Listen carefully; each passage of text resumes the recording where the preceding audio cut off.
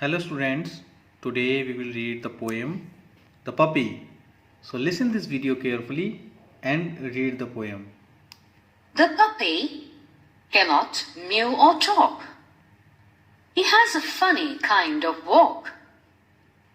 His tail is difficult to wag, and that's what makes him walk zigzag.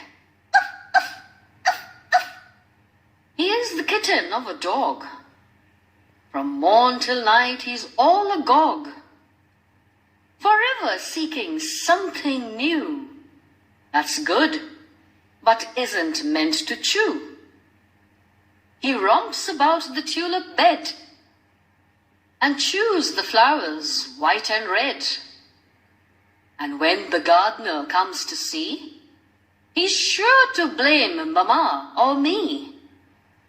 One game that cannot ever fail to please him is to chase his tail. To catch one's tail, twixt me and you, is not an easy thing to do.